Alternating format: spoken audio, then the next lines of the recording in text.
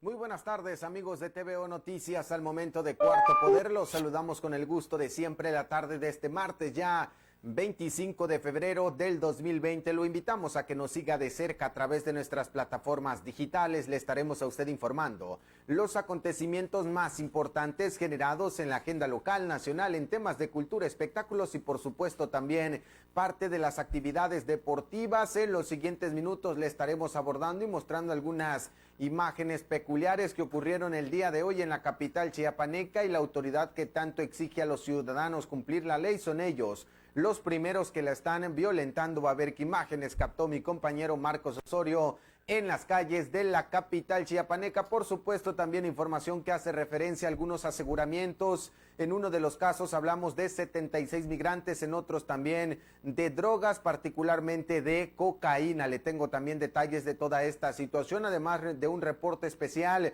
sobre los monumentos históricos afectados en septiembre de 2017, cuando Chiapas se vio impactado por un terremoto de magnitud 8.2. Esta, entre otras noticias, además de que en el aspecto deportivo, Cafetaleros presentó el día de hoy a su nuevo director técnico. Arrancamos pues con estas imágenes que nos hace llegar nuestro compañero Marcos Osorio y que ocurrieron aquí en Tuxtla Gutiérrez, donde algunos elementos de la policía pues paseaban en la capital chiapaneca de esta manera, así como usted los ve en su pantalla, sin que nadie les diga absolutamente nada. Y así sean policías, pues finalmente son cuerpos de emergencia que deberían o que tienen que ser los primeros en respetar las leyes, y esto por supuesto, más allá de que no proyecta una buena imagen, también termina por poner en riesgo a los elementos que, dicho sea de paso, uno de los que va arriba de esta patrulla de la policía pues también iba utilizando el teléfono celular. Así paseaban, o quién sabe a dónde iban los policías, pero iban prácticamente de esta manera. El ejemplo, pues poniendo el ejemplo a los ciudadanos que deben de respetar los reglamentos de tránsito. Bueno, así va la policía en esta ocasión.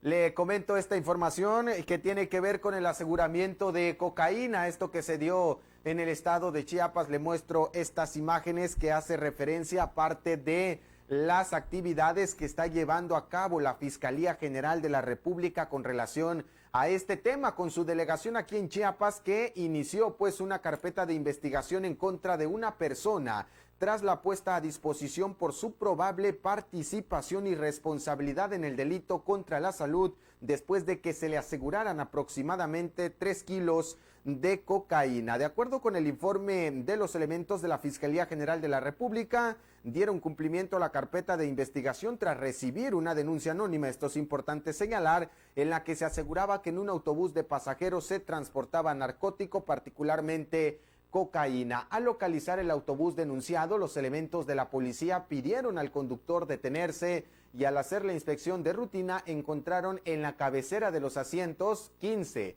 16 y 19 3 paquetes rectangulares que contenían en su interior un polvo blanco con las características de la cocaína, con un peso aproximado de 3 kilogramos. Estos hechos ocurrieron en el tramo carretero Tapachula-Arriaga, particularmente en el poblado de Mapastepec, y en el operativo se aseguró a una persona de nombre José T., conductor del autobús. El imputado y por supuesto también la droga quedaron ya a disposición del fiscal federal, quien determinará la situación jurídica de esta persona. En las últimas semanas le hemos comentado pues esta serie de decomisos que ha hecho la autoridad, particularmente la autoridad federal, con el tema de la cocaína y también de marihuana que particularmente ha ocurrido en este tramo carretero, que inclusive también en otras ocasiones ocurrió en el municipio de Arriaga. Eso por un lado. Por el otro, también la Fiscalía General del Estado, hablando ya netamente de las autoridades estatales, llevó a cabo también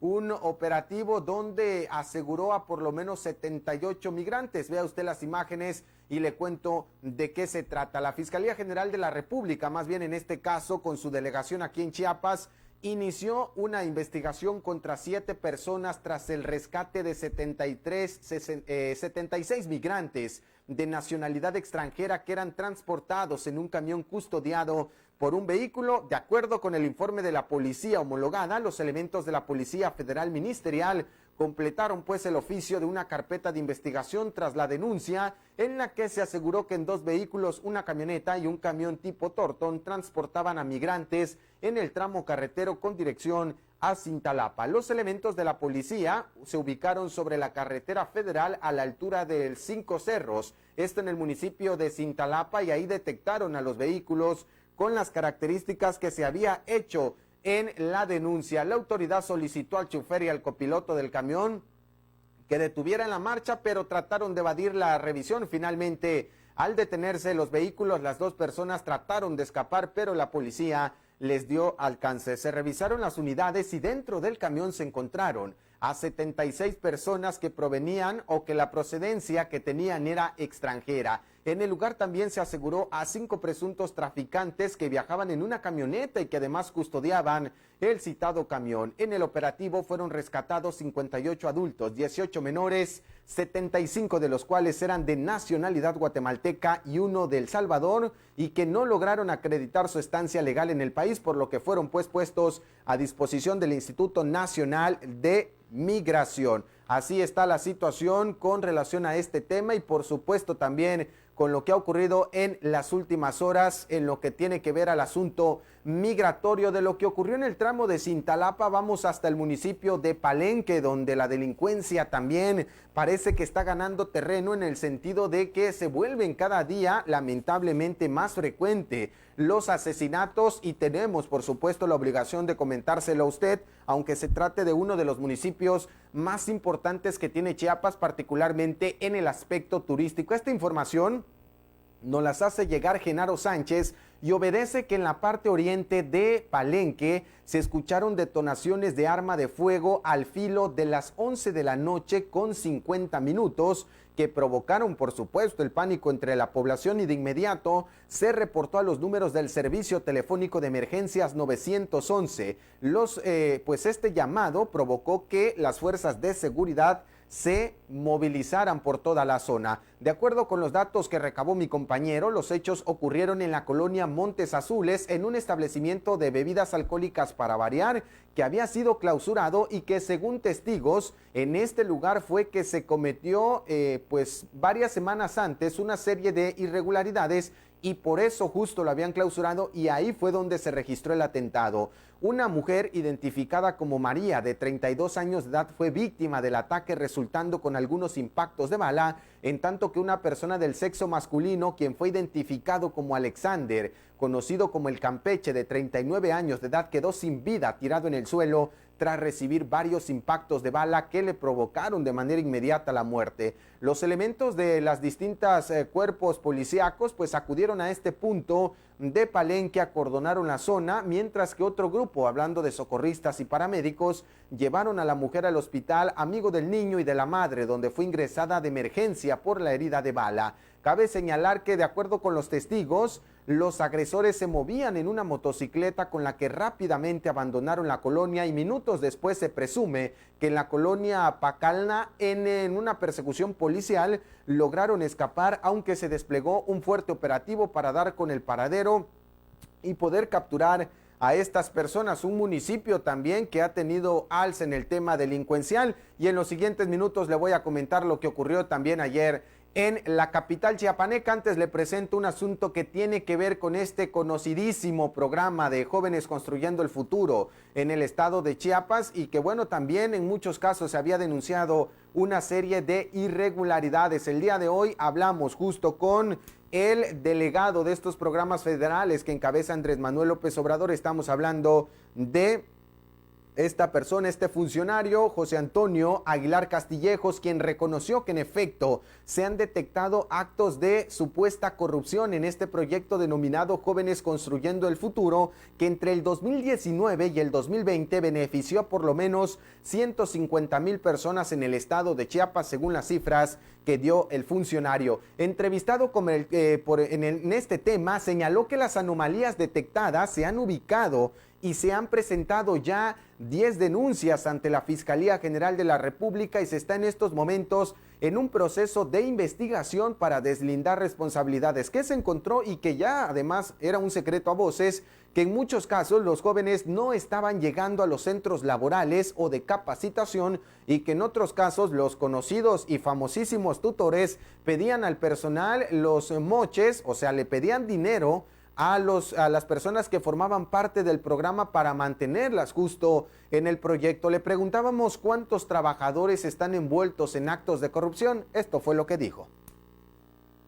¿Qué sentido? En que jóvenes no llegaban a presentarse el centro de trabajo y otras denuncias en que tutores les pedían recursos. Entonces están en proceso de investigación. ¿Los tutores de cuántos casos estamos hablando? Son muy pocos. La situación es de que hay muchos casos de éxito, es un porcentaje muy pequeño, tal vez de todo el universo el 2% sea el que hemos tenido denuncias de posible corrupción, se están investigando, pero cuando hay una denuncia, van personal de la Secretaría del Trabajo, que son el área encargada, se llaman mentores de la nación, asisten, verifican, y si encuentran anomalías, suspenden el centro de trabajo. Bueno, vamos a esperar qué resultado finalmente tienen estas denuncias, porque no solamente se trata de presentarlas, finalmente lo importante es que haya un seguimiento. ¿Y por qué? Porque Chiapas, hay que decirlo, es uno de los estados de la República Mexicana, o más bien es el estado de la República Mexicana al que más recursos envían con relación a estos 8 programas federales, algunos de ellos vinculados a adultos mayores, el tema de personas con discapacidad, las famosísimas becas Benito Juárez, el programa Producción de Becas, Producción para el Bienestar y Jóvenes Construyendo el Futuro, que según el propio funcionario federal en Chiapas se benefician de manera mensual más de 1,500,000 personas con estos 8 programas federales que son implementados por el gobierno de la República. Veremos entonces en qué o qué es el siguiente paso que se da con relación a estas denuncias presentadas por supuestos actos de corrupción. Cambiamos de tema, está en la línea telefónica mi compañero Ricardo López para que ahora nos dé detalles pues de una situación preocupante que están atravesando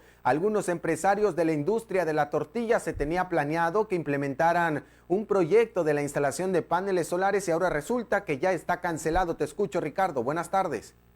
Buenas tardes, Adolfo. Pues sí, como lo comentas, tras la desaparición del apoyo federal para el sector de la industria de la masa y de la tortilla, también se perdió la oportunidad de instalar paneles solares por parte de muchos negocios en Chiapas a cambio de una inversión individual de 70 u 80 mil pesos.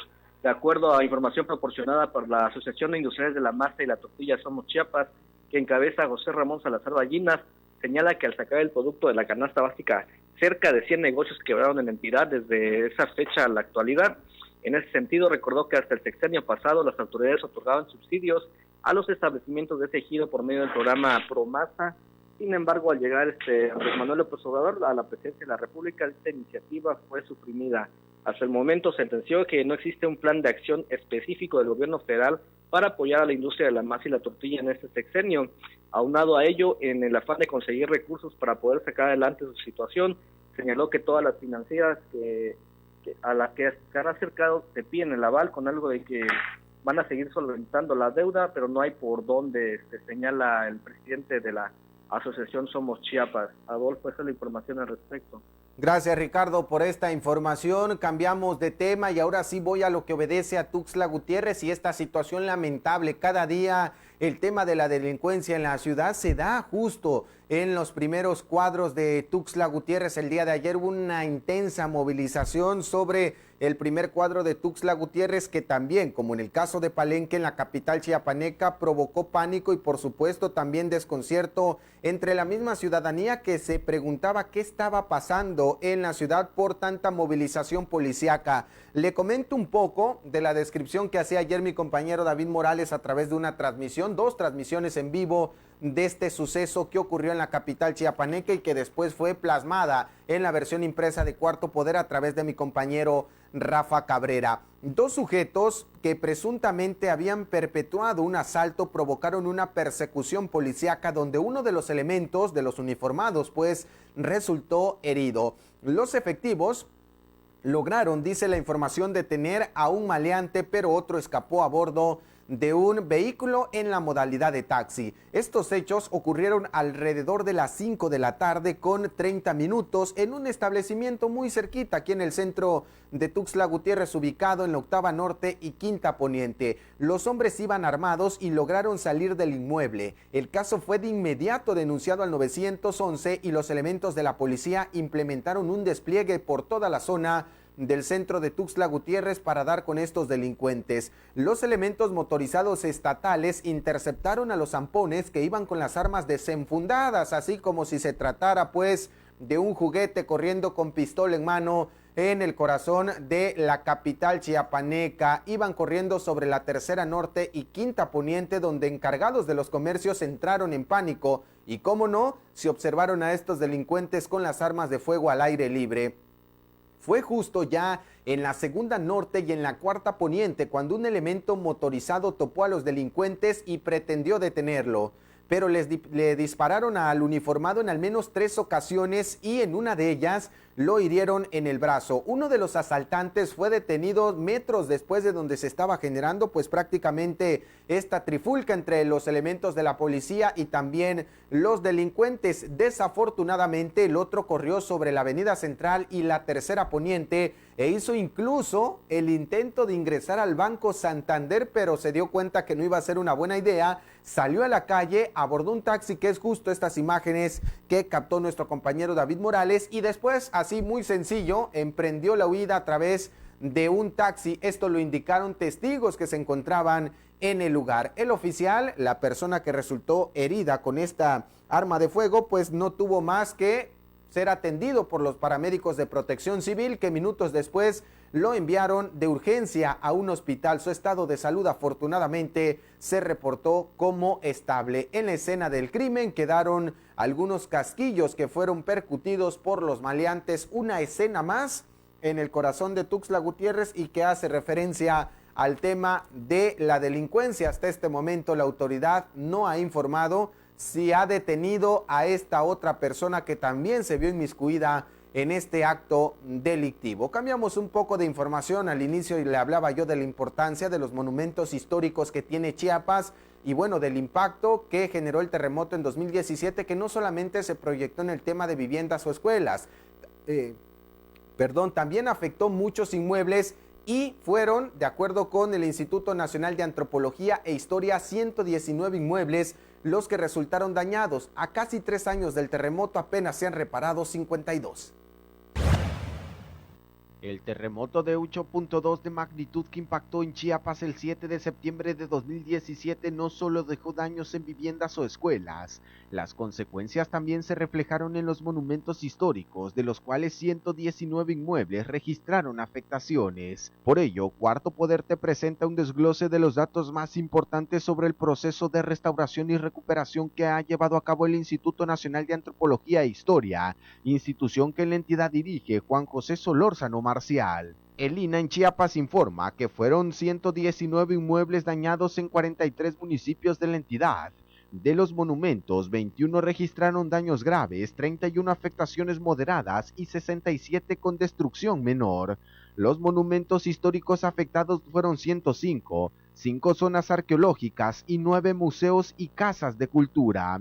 91 inmuebles son del orden federal, 7 pertenecen al estado, 7 a los municipios y 14 son de propiedad privada. De acuerdo con el director del INAH en Chiapas, Juan José Solórzano Marcial, lo ocurrido en el país, sumando el movimiento telúrico del 19 de septiembre de 2017, se constituyó el daño más importante que han sufrido los monumentos históricos en toda la vida pública del país. Y también es muy importante comentarles que estos 119 inmuebles dañados fueron objeto de una clasificación original en el sentido del grado de los daños. ¿Qué quiere decir? Que se clasificó, se hizo la clasificación de daños de los inmuebles en inmuebles con daños moderados, inmuebles con daños severos inmuebles con daños leves, ¿no? El 67% de los daños que sufrimos en Chiapas fueron entre leves y moderados. Afortunadamente, hasta ahorita no tenemos daños como se pudieron haber presentado en otros estados. Nos referimos a daños estructurales graves. Es importante señalar que después de 2 años del terremoto se han reparado 52 monumentos históricos y 4 zonas arqueológicas. Se aprobaron 624 millones de pesos del Fonden para la reparación, solamente para 110 inmuebles. Con el Fonden solamente se ejecutaron 24 obras por el INAH, 10 están concluidas y 14 en proceso, es decir, que el resto de la infraestructura se va a hacer con dinero de la iniciativa privada, particularmente de bancos. Finalmente, es importante señalar que el 65% de los daños se registraron en la zona de la diócesis de Los Altos de Chiapas y Tuxtla Gutiérrez. Con imágenes de Marcos Osorio, camarógrafo Adolfo Luján, reportero para TVO Noticias de Cuarto Poder.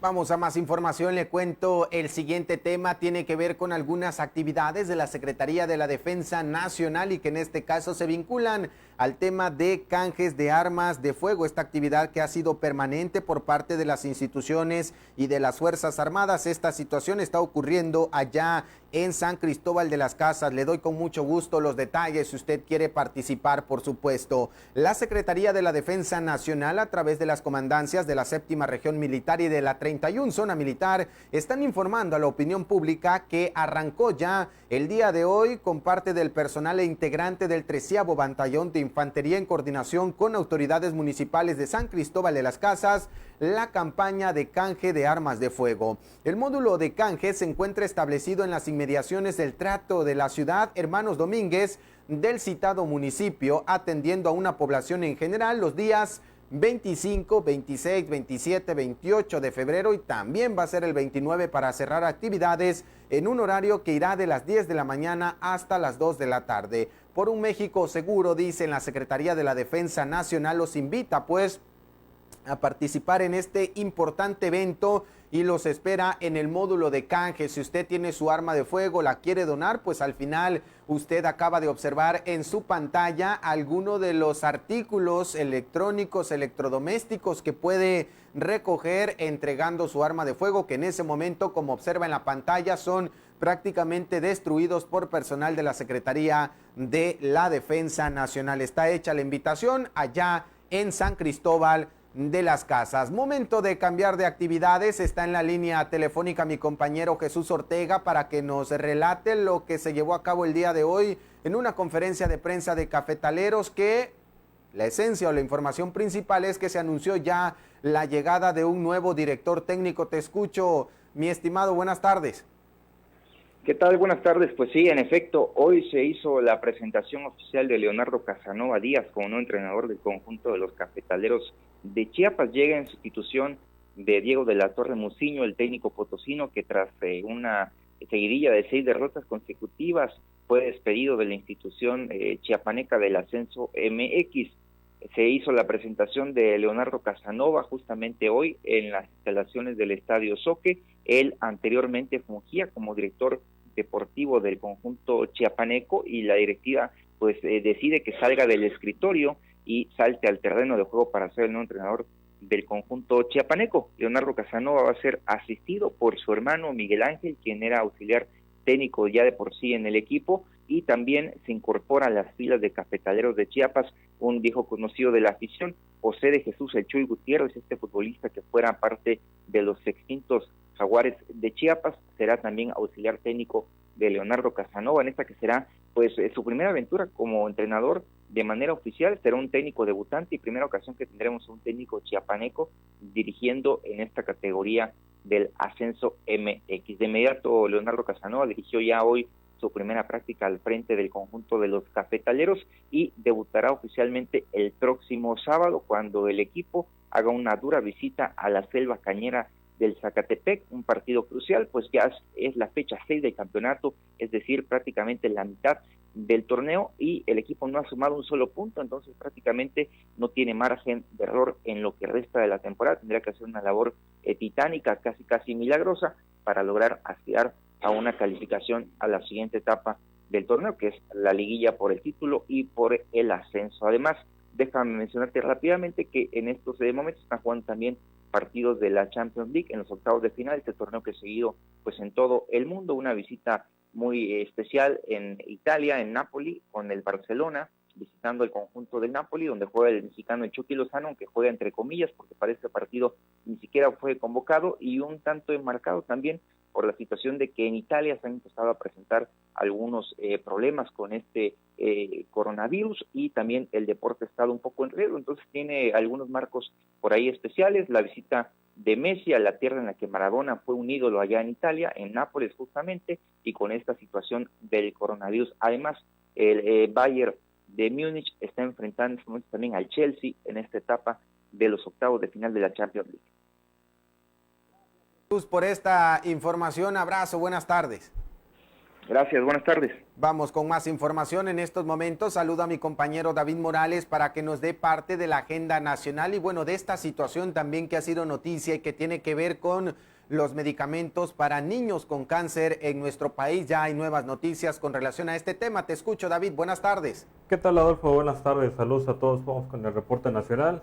Hugo López-Gatell, subsecretario de Prevención y Promoción de la Salud, informó que debido a que la Fundación de Cáncer de Mama FUCAM es una entidad privada que recibía dinero público para su financiamiento, algo que señaló no se considera lo más eficiente y transparente, se decidió ya no seguir entregando recursos públicos.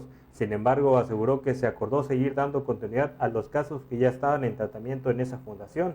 En conferencia de prensa en Palacio Nacional, el funcionario federal señaló que los nuevos casos que se presenten de mujeres con cáncer de mama pueden ser atendidos en hospitales públicos gratuitos y que tienen la capacidad para atender, como el Hospital Juárez de México, el Hospital General de México y el Instituto Nacional de Cancerología, los cuales indicó tienen la capacidad de recibir los casos que se presenten. En su declaración dice, FUCAM es una institución privada sin fines de lucro que recibía financiamiento del Seguro Popular, es decir, de los impuestos que todos pagamos. Esta entidad podía dar servicios gratuitos porque los pagábamos todos. Esto se financiaba con dinero público y desde luego ha tenido aciertos en la calidad de la atención que merecen ser reconocidos, pero en un esquema administrativo que precisamente fue característico del Seguro Popular, en donde se hacía gasto directamente de los recursos públicos para el financiamiento de una entidad privada, esto no se considera que sea lo más eficiente y en los casos lo más transparente, y esta es la razón que se ha tomado de que ya no seguir contratando a ese proveedor, de modo que el nuevo sistema ya no incluye la contratación de entidades privadas, no es nada específico en contra de esa institución. Esto es lo que dijo el funcionario federal y también agregó, queremos destacar que se acordó oportunamente entre el Instituto de Salud para el Bienestar, INSABI, que es el que actualmente maneja el financiamiento, y esta institución privada, que se daría continuidad al tratamiento de las mujeres que ya están en tratamiento en FUCAM. No se suspende ningún tratamiento, nos parece absolutamente legítima y respetable y atendible la preocupación de las mujeres que viven con cáncer o están en distintas fases de tratamiento, y no se les va a suspender el servicio en esa entidad y va a seguir financiando con dinero público. Este es el reporte nacional. Adolfo, regreso contigo. Gracias, David, por esta información. Momento de ir a otro bloque de este noticiero que tiene que ver con la cultura y los espectáculos. Está en el estudio mi compañero Darwin Mendoza para que nos dé detalles de este asunto. Darwin, bienvenido, buenas tardes, adelante con la información. ¿Qué tal, Adolfo? Muy buenas tardes, qué gusto saludarte este día martes, y déjame comentarte que retratan a los edificios de Tuxtla Gutiérrez, y es que Jesse Victorio es un arquitecto quien desde hace algunos años se ha estado interesando acerca de las construcciones que hay en la capital del estado de Chiapas. En ese sentido, se siente particularmente atraída por algunos puntos, como su intención es saber quién construyó tal edificio, cómo se crearon, entre otros datos que para ella se le hacen interesantes, y no solo para ella, sino también para todo el público que se ha cuestionado lo mismo, y por ello, como parte de su formación académica, se ha dado a la tarea de investigar más sobre construcciones que le llaman la atención y crear una página que contenga dichos datos. Los interesados en conocer o dar a conocer historias que tengan relación con dichos edificios pueden acercarse a la página www.carmelinaaurelioarquitectos.com, donde encontrarán más información. Actualmente Jessy Victorio exhibe una serie de fotografías en la Fuente de Sodas, un espacio que se encuentra en donde antes era el Cine Alameda, calle Central, esquina Primera Norte. La arquitecta contó que Memorias de un Centro No Histórico, que es como se llama la exposición, es una exposición integrada por 8 fotografías, 4 de estas son imágenes de edificios completos que se encuentran en una esquina, y mientras que el resto son imágenes de detalles arquitectónicos de 4 construcciones de Tuxtla, todos ubicados en el corazón de la capital chiapaneca. Esta exposición está vigente todavía en lo que es conocido como la Fuente de Sodas, que está mero enfrente, arriba de una tienda de conveniencia del Parque Central. Darwin, en el mundo de los espectáculos, ¿con qué nos vas a sorprender? Bien, pues Angie, quien muchos pensaban que iba a ser la ganadora de la academia en esta generación por su desenvolvimiento durante el reality, dijo que su carrera, que no se preocupen por ella, que su carrera sigue, que el público apostó por Dalú, quien fue la ganadora y quien se llevó a casa el gran premio. Tras los reclamos en redes sociales porque pensaban que Angie sería la ganadora, ella contestó lo siguiente: yo me siento muy tranquila, les digo a los que me han comentado su inconformidad que muchas gracias por considerar que yo podía ganar el primer lugar, es un privilegio compartir con ustedes mi talento, no se preocupen porque un día mi carrera sigue y les mando un beso, dijo la joven hondureña. A un día de su salida, Angie tiene claro que es lo que más extraña después de su familia allá en Honduras, y son las baleadas, que es un platillo hondureño que consiste en un taquito con frijoles y queso adentro. En cuanto a lo laboral, Angie dijo está muy ansiosa de seguir trabajando y de ver las oportunidades que existen para ella. Por ahora lo próximo es el show de la academia, con el que recorrerá el país mediante una gira.